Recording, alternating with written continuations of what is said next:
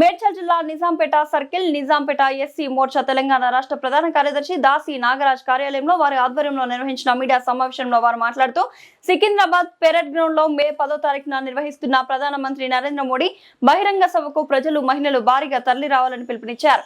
ఈ సమావేశంలో నిజాంపేట బీజేపీ అధ్యక్షులు భిక్షపతి యాదవ్, మేడ్చల్ మల్కాజ్గిరి జిల్లా బీజేపీ అధికార ప్రతినిధి Racha Chakradhar, builder cell convener Padma Prasad, Nizampet BJP ఉపాధ్యక్షుడు కౌశిక్ నాయుడు తదితరులు పాల్గొన్నారు.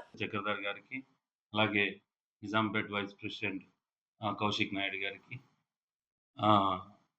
ఇక్కడికి వచ్చినటువంటి మిత్రులందరికీ కూడా నమస్కారాలు.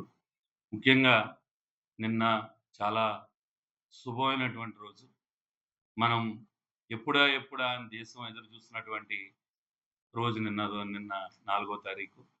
ఏదైతే పశ్చిమ బెంగాల్లో మమతా బెనర్జీ చేసినటువంటి అరాచకాలను బొందపెట్టి బీజేపీ 206 సీట్లు గెలుచుకుని జెండా ఎగరేయడం జరిగింది. ఇది చాలా శుభసూచకం. అలాగే అస్సాంలో మరొకసారి మళ్ళా బీజేపీ జెండా ఎగరేయడం, అలాగే పాండిచ్చేరిలో కూడా బీజేపీ జెండా ఎగరేయడం చాలా సంతోషకరంగా మేము భావిస్తున్నాం. అలాగే రేపు రాబోయే రోజుల్లో తెలంగాణలో కూడా భారతీయ జనతా పార్టీ జెండా ఖచ్చితంగా ఎగరవేస్తుందని చెప్పని ఆశిస్తున్నాము. మేము ఈవేళ మోడీ గారు ఇచ్చినటువంటి పథకాలు ఏవైతే ఉన్నాయో, సంస్కరణలు ఏవైతే ఉన్నాయో, వారు తీసుకున్న నిర్ణయాలు ఏవైతే ఉన్నాయో, ప్రజలు ఈవేళ 100కు 100% హర్షించి ఈవేళ 3 రాష్ట్రాల్లో అధికారంలోకి తీసుకొచ్చినాయి. అలా ఒక్కొక్కటిగా రేపు తెలంగాణలో కూడా ఖచ్చితంగా మేము ఇక్కడ జెండా ఎగరేయడం జరుగుతుంది. దానికి ముఖ్యంగా రేపు రాబోయే జిహెచ్ఎంసీ ఎన్నికల్లో మాకు మంచి బూస్ట్ని ఇవ్వడం జరిగింది. కాబట్టి మేము ఇంకా మరింత ఉత్సాహంతో పనిచేసి రేపు రాబోయే రోజుల్లో జిహెచ్ఎంసీ ఎన్నికల్లో మేము జెండా ఎగరవేయడం ఖచ్చితంగా జరుగుతుంది.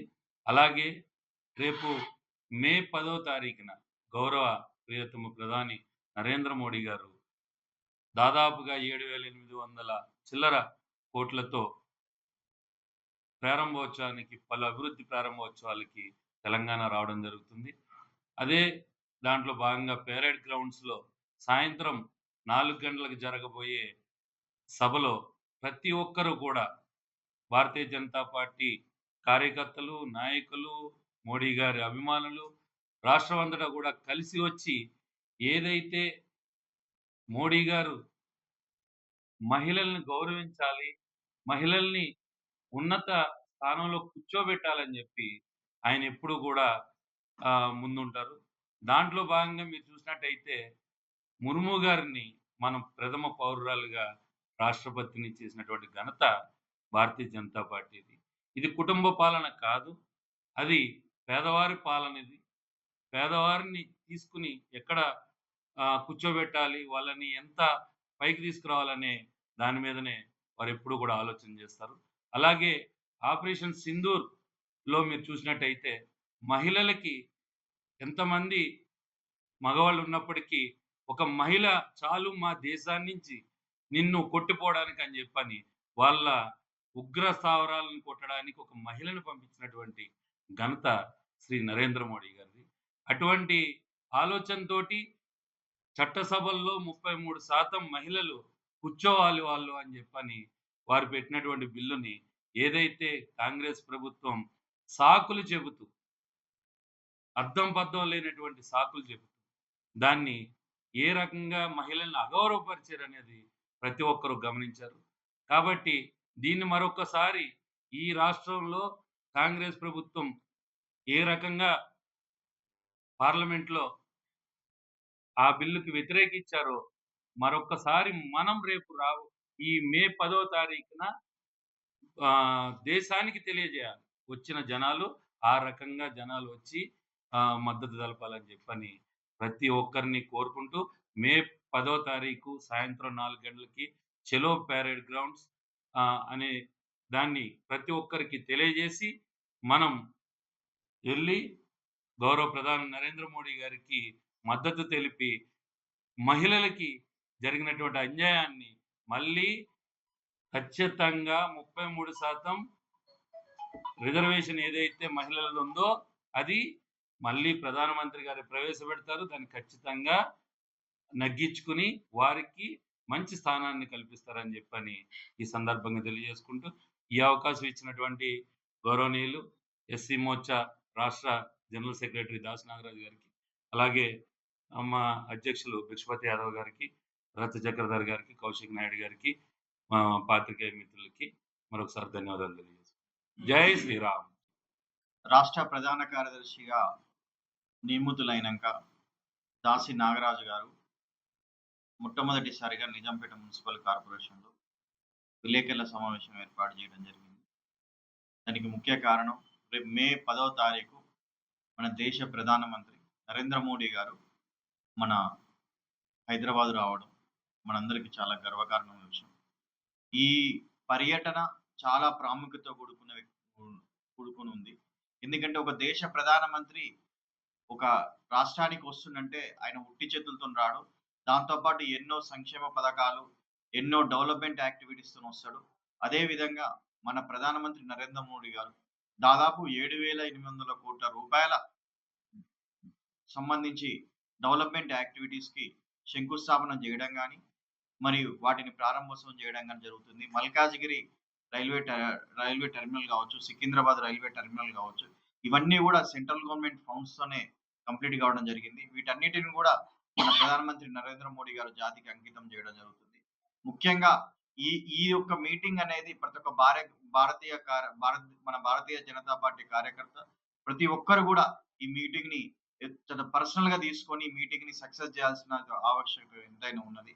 ఎందుకంటే ఈ మీటింగు వెస్ట్ బెంగాల్లో గెలిచినాక, అస్సాంలో గెలిచినాక, పాండిచ్చేరిలో గెలిచినాక, వీటన్నిటిలో కూడా జరిగిన 5 రాష్ట్రాల ఎన్నికల్లో కూడా 3 రాష్ట్రాల్లో విజయ దుందుబి మోగించి భారతీయ జనతా పార్టీ తన యొక్క హైదరాబాద్ లో, తెలంగాణలో అడుగు పెడతానికి, నెక్స్ట్ తెలంగాణలో భారతీయ జనతా పార్టీ తన యొక్క జెండాని ఎగరవేయడానికి ఈ మీటింగ్ ని ముఖ్యంగా తీసుకోవడం జరిగింది. అందుకోసమే ఎట్లయినా సరే భారతీయ జనతా పార్టీ తెలుసు మనం 3 రాష్ట్రాల్లో గెలుస్తామని. అందుకోసమే మోడీ గారు 10 రోజుల క్రితమే తన అపాయింట్మెంట్ ఇవ్వడం జరిగింది. నేను హైదరాబాద్ వస్తున్నాను 10వ తారీఖు, ఇక్కడ మీటింగ్ ఉందని. అందువల్ల కార్యకర్తలందరూ కూడా ఈ మీటింగ్ ని తప్పనిసరిగా ఉపయోగించుకొని మీటింగ్ ని సక్సెస్ చేయాల్సిన బాధ్యత ప్రతి ఒక్క కార్యకర్తకు ఉంది. ఎందుకంటే ఈ మీటింగ్ రేపు జిహెచ్ఎంసీ ఎలక్షన్స్ ఉన్నవి. మన డివిజన్లో, మన వార్డులలో మనం ఎంతో మంది కార్యకర్తలను తీసుకొచ్చి మీటింగ్ ని సక్సెస్ చేస్తేనే వాళ్ళు కూడా మోటివేట్ అవుతారు. వాళ్ళు కూడా మోటివేట్ అయ్యి వాళ్ళు ఇంకో 100 మందికి మన భారతీయ జనతా పార్టీ గురించి కానీ, కార్యకర్తలకు విషయంగా అన్ని విషయాలు చెప్పడం జరుగుతుంది. ఎందుకంటే మోడీ గారు సామాన్యమైన విషయం కాదు. ఇది 3వసారి తన ప్రధానమంత్రిగా కావడము. ఇంతకు ముందు నుంచి కూడా ఈ భారతదేశంలో స్వచ్ఛ భారత్ అనే కార్యక్రమాన్ని తీసుకొచ్చి దాదాపు 55 కోట్ల మంది ప్రజలకి టాయిలెట్ల రూపంలో కానీ కట్టియడం జరిగింది. భారతదేశం మొత్తం కూడా స్వచ్ఛ భారత్ కింద దాదాపు 55 కోట్ల మంది ప్రజలకి టాయిలెట్లు కట్టడం జరిగింది. అంతేకాకుండా ఎల్పిజి సబ్సిడీలు ఎంతో మంది ప్రజలకి గ్రామీణాల్లో, అంటే నార్త్ ఇండియాలో చాలా ప్రాంతాలు వెనుకబడి ఉంటాయి. ఆ ప్రాంతాల్లో కూడా ఎల్పిజి సబ్సిడీలు ఇచ్చి దాదాపు కొన్ని కోట్ల మందికి ఇప్పించడం జరిగింది. ఇవన్నీ కూడా అంతేకాకుండా మన కాడ డబుల్ బెడ్రూమ్ ఇల్లు కడుతురు మన చుట్టుపక్కల, మన తెలంగాణ మొత్తం కూడా. అది ఇంత ముందున్న ప్రభుత్వాలు ఏమని చెప్పినా ఈ డబుల్ బెడ్రూమ్ ఇళ్ళన్నీ కూడా మేమే కడుతున్నాం అని చెప్పి. కానీ ప్రధానమంత్రి ఆవాస్ యోజన అనే దానికి ఆ స్కీమ్ కింద దాదాపు 70-80% డబ్బులు మనకి సెంట్రల్ గవర్నమెంట్ నుంచి వస్తాయి. ఈ విషయం వాళ్ళు చెప్పరు. మన ప్రధానమంత్రి నరేంద్ర మోడీ గారి కనీసం వాళ్ళు ఒక బోర్డు కూడా పెట్టరు వాళ్ళు. కానీ 70-80% డబ్బులు అనేది సెంట్రల్ గవర్నమెంట్ నుంచి వస్తుంటే, అంతేకాకుండా మనకన్నా రోడ్లు, ఈ రోడ్లు డెవలప్మెంట్ ఇవన్నీ కూడా సెంట్రల్ గవర్నమెంట్ ఫండ్సే. ఈ రోజు మనం రాజమండ్రి నుంచి ఖమ్మం నేషనల్ హైవే ఏర్పడ్డది. అది మొత్తం చూస్తే చాలా అద్భుతమైన నేషనల్ హైవే ఏర్పడ్డది. ఇవన్నీ కూడా సెంట్రల్ గవర్నమెంట్ నుంచి వచ్చిన ఫండ్లే. కొన్ని లక్షల కోట్ల రూపాయలు సెంట్రల్ గవర్నమెంట్, ఇంత ముందు ప్రభుత్వాలు అవినీతులలో కూరుకుపోయి ఉంటే భారతీయ జనతా పార్టీ వచ్చినాక అవినీతి రహితంగా పరిపాలిస్తూ ఒక రోజు కూడా సెలవు తీసుకొని ప్రధానమంత్రి ఎవరైనా ఉన్నారంటే అది మన నరేంద్ర మోడీ గారని గర్వంగా మనం చెప్పుకోవచ్చు. అటువంటి ప్రధానమంత్రి మన రాష్ట్రానికి, మన హైదరాబాద్ కి వస్తున్నప్పుడు మనం 100% ప్రతి ఒక్క కార్యకర్త తన బాధ్యతగా తీసుకొని ఆ విజయవంతం చేయాల్సిన బాధ్యత. మన ఇంట్లో పెళ్లికి, మన ఇంట్లో ఫంక్షన్ కి మనం ఏ విధంగా అయితే సక్సెస్ చేస్తామో అదే విధంగా మన యొక్క మహాసభని, చలో పెరడ్ గ్రౌండ్ మహాసభని, మే 10వ తారీఖు మహాసభని జయప్రదం చేయవలసిందిగా మనస్ఫూర్తిగా కోరుకుంటూ ఈ అవకాశం ఇచ్చిన దాసు నాగరాజు గారికి ధన్యవాదాలు. అందరికీ నమస్కారం.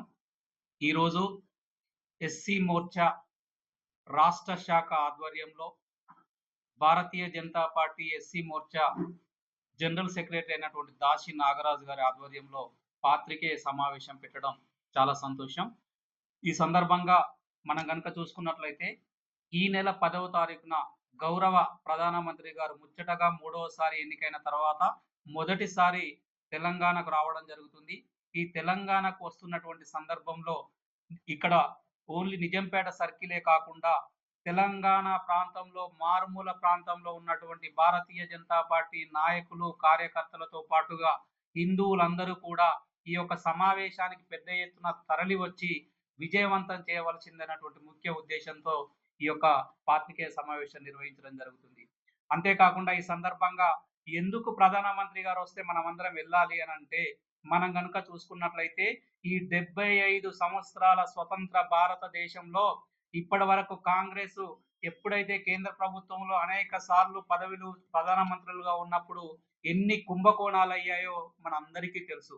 గతంలో అటల్ బిహారీ వాజ్పేయి గారు ఉన్నప్పుడు, అదే విధంగా 3 సార్లు కరెంటు 3 సార్లు ఉన్నా కూడా ప్రధానమంత్రి నరేంద్ర మోడీ గారి ఏ ఒక్క చిన్న మార్పు లేకుండా, చిన్న కుంభకోణం లేకుండా అనేక అభివృద్ధి పథకాలు, సంక్షేమ పథకాలతో దూసుకెళ్తున్నటువంటి ప్రపంచవ్యాప్తంగా 3వ ప్రపంచ ఆర్థిక వ్యవస్థగా ఏర్పాటు చేసినటువంటి నరేంద్ర మోడీ గారు, అదే విధంగా మనం ముఖ్యంగా ఒక 4 సంఘటనలు చెప్తాను నేను. మనం ఇప్పటివరకు నరేంద్ర మోడీ గారు అధికారంలోకి వచ్చిన తర్వాత ఆపరేషన్ సింధూర్ కానివ్వండి, కార్గిల్ కానివ్వండి, 370 ఆర్టికల్స్ కానివ్వండి, అతి సున్నితమైనటువంటి విషయమైనటువంటి బాబ్రీ మసీదుకు సంబంధించినటువంటి విషయంలో కానివ్వండి, అదే విధంగా త్రిబుల్ తలాక్ కానీ ఇలాంటి జటిలమైనటువంటి చిన్న చిన్న సమస్యలను అన్నింటినీ కూడా అతి సున్నితమైనటువంటి సమస్యలతో పాటు ఇప్పుడు ప్రజెంట్ మనం చూసుకున్నట్లయితే కార్గిల్ కు సంబంధించి, అదే విధంగా ఇప్పుడు ఇరాన్ కు సంబంధించినటువంటి ఉద్యమం విషయంలో కానీ పెద్దన్న పాత్ర పోషిస్తూ భారతదేశంలో ఉన్నటువంటి ప్రజలు ఏ చిన్న అవసరానికైనా ఇబ్బంది పడుతున్నా కూడా సమస్య తీర్చే విషయంలో కానీ ఇలాంటి సందర్భంలో ఇలాంటి నేత మనకు ఉన్నప్పుడు వారిని అందరినీ కూడా మనం ఆహ్వానించడం మన ధర్మం అని భావించి అందరూ కూడా ఆ యొక్క కార్యక్రమానికి పెద్ద ఎత్తున తరలి రావాలి. అదే విధంగా ఈ యొక్క అభివృద్ధి పథకాలతో మాత్రమే కాకుండా మన రాష్ట్రంలో కనుక తీసుకున్నట్లయితే 66 హామీలు 5 గ్యారంటీలతో అధికారంలోకి వచ్చినటువంటి కాంగ్రెస్ ప్రభుత్వం, రేవంత్ ప్రభుత్వం ఏ విధంగా ప్రజలను మభ్యపెడుతుంది, ఏ విధంగా ప్రజలు ఇబ్బంది పడుతున్నారు అనేది ఈ 2.5 సంవత్సరాల కాలంలో ప్రతి ఒక్కరు చూస్తున్నారు. రియల్ ఎస్టేట్ అనేది కుప్పకూలిపోయింది, ఐటీ జాబులు పోయాయి, అదే విధంగా ప్రతి ఒక్కరు కూడా ఇబ్బంది పడుతున్నారు. బడుగు బలహీన వర్గాలకు సంబంధించిన వాళ్ళందరూ కూడా ఇబ్బంది పడుతున్నారు. కాబట్టి ఈ విధంగా ఇబ్బంది పడుతున్నటువంటి ప్రజలను రాబోయే రోజులలో మనం నిన్న చూసాం, దాదాపు పశ్చిమ బెంగాల్లో మనం ఏ విధంగా అధికారంలోకి వచ్చాము, పాండిచేరిలో కానీ, అదే విధంగా అస్సాంలో కానీ. ముఖ్యంగా మనం పశ్చిమ బెంగాల్లో తీసుకున్నట్లయితే మనకు అక్కడ ఒక రాక్షస పాలనను తీసుకొచ్చి కమలం వికసించింది.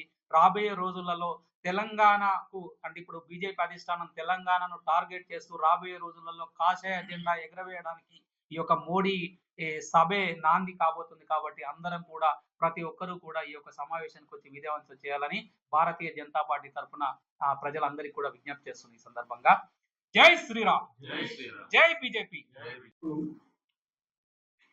పాత్రికేయ మిత్రులకు, భారతీయ జనతా పార్టీ కుటుంబ సభ్యులకు అందరికీ కూడా హృదయపూర్వక నమస్కారం, స్వాగత సుమాంజలి. ఏదైతే ఈరోజు ఏర్పాటు చేసినటువంటి ప్రెస్ మీట్ యొక్క ముఖ్య ఉద్దేశం ఏంటి అంటే, భారత ప్రధాని మాన్యులు శ్రీ నరేంద్ర మోడీ గారు పలు అభివృద్ధి కార్యక్రమాల నిమిత్తం తెలంగాణ రాష్ట్రానికి ఈ నెల 10వ తారీఖున మరి వస్తున్నటువంటి సందర్భంగా సుమారు 7,823 కోట్ల రూపాయల యొక్క అభివృద్ధి పనులు తెలంగాణ మరి ప్రజల నిమిత్తం వారు ఆ అభివృద్ధి పనుల్లో పాల్గొనడానికి తెలంగాణ రాష్ట్రానికి వస్తూ ఉన్నటువంటి సందర్భంగా భారతీయ జనతా పార్టీ పరేడ్ గ్రౌండ్లో సాయంత్రం 5 గంటలకు మరి భారీ బహిరంగ సభను ఏర్పాటు చేయడం జరిగింది. కాబట్టి తెలంగాణలో ఉన్నటువంటి ప్రజలందరూ కూడా స్వచ్ఛందంగా మరి భారతీయ జనతా పార్టీ ఆధ్వర్యంలో జరుగుతున్నటువంటి భారీ బహిరంగ సభకు వచ్చి ఆ సభను విజయవంతం చేయాలని మిమ్మల్ని అందరినీ కూడా హృదయపూర్వకంగా మరి మీ అందరికి కూడా ఆహ్వానం తెలియజేస్తూ ఉన్నాం. మన రాష్ట్రానికి మరి కేంద్ర ప్రభుత్వం ఏమిచ్చింది, గాడిద గుడ్డిచ్చింది అని రాష్ట్ర ముఖ్యమంత్రి అన్నప్పుడు తెలంగాణ రాష్ట్రానికి కేంద్ర ప్రభుత్వం ఏదైతే 2014 నుంచి అధికారంలో వచ్చిన దగ్గర నుంచి ఈ రోజు వరకు సుమారు 4 లక్షల కోట్ల రూపాయలు తెలంగాణ మరి ప్రజలకు కేంద్ర ప్రభుత్వం ఖర్చు పెట్టిందనే విషయాన్ని ఒకసారి తెలంగాణ ప్రజలు గమనించాలని సందర్భంగా తెలియజేస్తూ ఉన్నా. ఏదైతే రోజుకి 16 నుంచి 18 గంటలు కష్టపడి ప్రధానమంత్రి మనకి ఉండటం ఎంతో గర్వించదగ్గ విషయం అనే సందర్భంగా తెలియజేస్తూ ఉన్నా. మరి 29 దేశాల అధ్యక్షులు వారిని పిలిచి ప్రథమ పౌర పురస్కారం వారికి అందించింది అంటే మరి వారి యొక్క గొప్పతనం ప్రపంచంలో ఏ విధంగా ఉందో ప్రజలు గమనించాలని సందర్భంగా తెలియజేస్తూ ఉన్నా. అనేక విషయాలు కేంద్ర ప్రభుత్వం మరి ప్రభుత్వాన్ని ఏర్పాటు చేసిన దగ్గర నుంచి ఈ రోజు వరకు కూడా అసాధ్యం అనుకున్నటువంటి అనేక మరి కార్యక్రమాలు చేపట్టడం మీ అందరికీ కూడా తెలిసినటువంటి విషయమే. అటు కరోనా వచ్చినటువంటి సందర్భంలో మరి ఎక్కువ జనసాంద్రత కలిగినటువంటి భారతదేశంలో అందరూ కూడా ఎక్కువ మరణాలు ఉంటాయని ప్రపంచం భావించినప్పుడు అతి తక్కువ మరణాలతో మనం కరోనాను జయించగలిగాం. కరోనాని మన దేశం నుంచి మరి వెళ్ళగొట్టగలిగాం. నరేంద్ర మోడీ గారి సహకారంతో వారు ఇచ్చినటువంటి ఉచిత వ్యాక్సిన్ సహకారంతో అనే సందర్భంగా తెలియజేస్తున్నాం. ఆ విధంగా మన ప్రాణాలను కాపాడినటువంటి ప్రధానమంత్రి మన తెలంగాణ గడ్డ మీదకి వస్తున్నారు. అదేవిధంగా మరి మనందరినీ కూడా వారి కుటుంబ సభ్యులుగా భావించే ప్రధానమంత్రి మన తెలంగాణ గడ్డ మీదకి వస్తున్నారు. మరి తెలంగాణలో అనేకమైనటువంటి అభివృద్ధి కార్యక్రమాల నిమిత్తం మరి కొన్ని పనులు పూర్తయిన వాటిని జాతికి అంకితం చేసే విధంగా పాల్గొనడానికి భారత ప్రధాని మన తెలంగాణ గడ్డ మీదకి వస్తున్నారు. ప్రజలకు కూడా మరి మా యొక్క భారతీయ జనతా పార్టీ నాయకుల సమక్షంలో అప్పీల్ చేస్తున్నాం. ఖచ్చితంగా మీరు భారత ప్రధాని చూడాలి, భారత ప్రధాని యొక్క సభకు రావాలి, ఆ సభను విజయవంతం చేయాలని ఈ సందర్భంగా మీకు మనఃపూర్వకంగా తెలియజేస్తూ, ఏదైతే గిరిజన యూనివర్సిటీకి కేంద్ర ప్రభుత్వం 1100 కోట్లు మరి శాంక్షన్ చేసినటువంటి విషయాన్ని అదే విధంగా దాని యొక్క శంకుస్థాపన చేయడానికి భారత ప్రధాని మరి మన 10వ తారీఖున మన ముందుకు వస్తూ ఉన్నారు. అదేవిధంగా 2063 కోట్ల రూపాయలు ఏదైతే జహీరాబాద్ ఇండస్ట్రియల్ క్యారిడార్ కి మరి నిధులు వెచ్చించడానికి మనం ముందుకు వస్తూ ఉన్నారు. అదేవిధంగా ఈ మమ్నూర్ ఎయిర్పోర్ట్ పనులు ప్రారంభించడానికి తెలంగాణ గడ్డ మీదకి వస్తూ ఉన్నారు. అదేవిధంగా సికింద్రాబాద్ నుంచి యాదాద్రి వరకు కూడా ఎంఎంటిఎస్ పొడిగించి అక్కడ ప్రజలకు కూడా ఎంఎంటిఎస్ రైలు సౌకర్యం అక్కడ కల్పించాలనే ఉద్దేశంతో మరి ఎంఎంటిఎస్ ఫేజ్ 2 ప్రారంభం కూడా వారు మరి ఆ రోజు ఆ కార్యక్రమాన్ని కూడా చేపడతారు.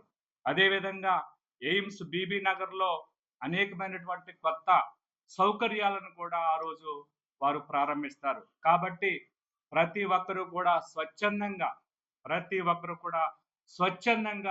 మరి ఈ కార్యక్రమంలో పాల్గొని ఈ సభను భారీగా విజయవంతం చేయాలని మీ అందరికి కూడా మరి హృదయపూర్వకమైనటువంటి స్వాగత సుమాంజలి ఆ సభకు తెలియజేస్తూ మీరందరూ కూడా వస్తారని ఆ సభను విజయవంతం చేస్తారని ఆశాభావం వ్యక్తం చేస్తూ సెలవు తీసుకుంటున్నాను. భారత్ మాతాకి నరేంద్ర మోడీ గారి నాయకత్వం.